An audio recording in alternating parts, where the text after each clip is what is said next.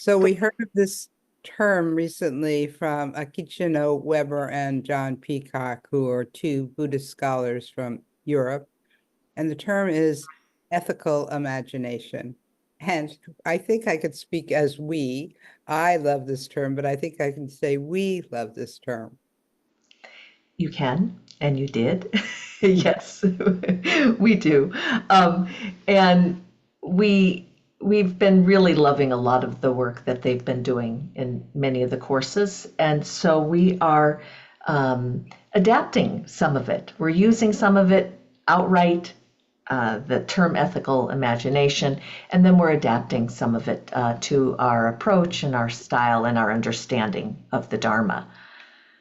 And the reason why I'd say we, again, I'm going to use that we, love so much of their stuff is because they're scholars, and they get translated from Pali texts and suttas, and a lot of their understanding of them really fits so well with our approach to meditation. And so, you tend to love what reinforces what you already love. And to give some validation from the scholarly realm, which Nellie and I both don't attribute ourselves to be Pali scholars. So we need help. We need their help, and we're grateful we found it. Yeah, yeah.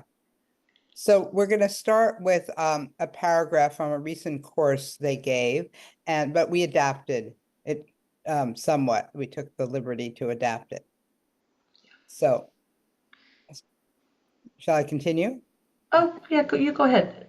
Stimulating the ethical imagination, as if to say, quote, what if, question mark, what if I could hold the world in the vision of friendliness? What if I could help? There are so many what ifs. These are just examples. There's something about the ethical imaginer. Right now it's changing from an ethical imagination to an ethical imaginer, which is you. Hopefully, there is something about the ethical imaginer which is often underrated in this practice. There are formal practices meant to stimulate more ethical thoughts and behaviors, and they are specifically referring to the Brahma Viharas here, but we kept it more broad.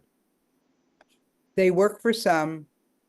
These practices work for some. These formal practices work for some. And these formal practices don't work for other people. But it's how we stimulate that imagination and that approach to life, which they are calling the ethical imperative. So how do we do that in our practice? In reflective meditation, we allow our thoughts, our feelings, our reactions, our sensations to freely roam in the meditation practice. And we do consider this a practice of ethical imagination because it gives us time to be still and try out different scenarios, explore them, investigate them.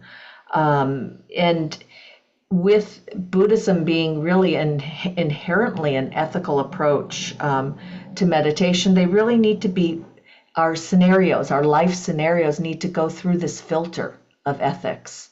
And to see more about what's ethical in each situation. So we commonly talk about reflective meditation being a creative approach, which we feel is very, very strongly true. And so that imagination and ethics, they don't usually go together in our mind. We're more likely to think about imagine and creativity, and that all feels good and are wonderful. But really, we're saying in that mix, ethics needs to be right there in that mix. We need to be creative about our ethics. We need to imagine ways of being more ethical or adapting things to be more ethical. And it seems like it can stem or grow from the curiosity that we have such a high value for in reflective meditation, that we're being curious at the front end, and we're not trying to be too tight about, is this ethical or not? Is this good or not? Is this right or not? too soon. In a sense, we're trying to let that unfold and question some of the ways we've labeled things as ethical or not ethical, good or not good, right or wrong. And we're doing this in the meditation where you have much more room. The actions aren't being taken along with what we're imagining, and the scenarios that come to play often being beyond us actually bringing them in. They just pop in. They come in all sorts of methods, kind of surprising ways. And some of them might not be ethical at all. And we get to see that without causing any harm. We haven't done anything to anyone. This is just in the sanctuary of our inner world that we're playing it out and finding out that, ooh, I don't think that's a good idea. Right. And if that never gets into the sanctuary, it's never going to get filtered through a more, not sanctimonious, right? No, no, no, a more ethical kind of relationship to our actions, to our thoughts, our feelings, and sensations. And dare I say that we also, I lifted a line from later, the dare I say, I like that though. But dare I say that if we don't do this, if we leave them in our unconscious, using psychological terms, or out of awareness using Buddhist terms, they have a greater likelihood to be played out unconsciously or without awareness Right. or intention. Right. And this is where the practice that we're doing, we're hoping that it waters the skillful ethics and helps them get some air by hearing you talk about them with other people, hearing other people's comments and feedback, the fertilizer of other good ideas, that we really feel we're in like a petri dish of growing skillful ethics within the practice. So imagination, we all have it. We can all develop it. It's about exploration. It's about curiosity, about trying new things. So, and then here's where we got into, even dare we say, we actually must develop ethical imagination.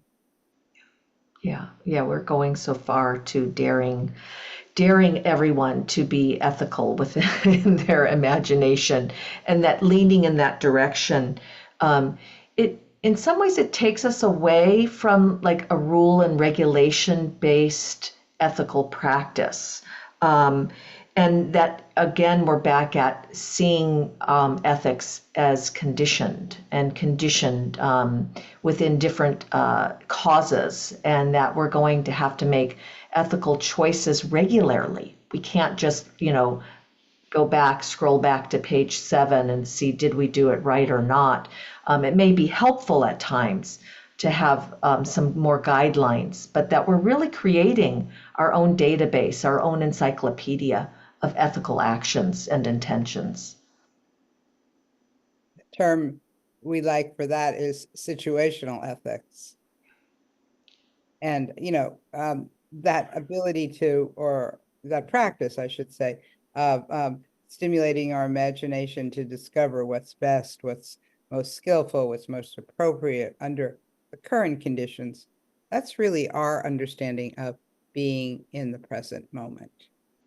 Right. So we consider, both Nellie and I, and we hope you do too, we consider reflective meditation as an ethical safeguard, and that we are practicing ethics together.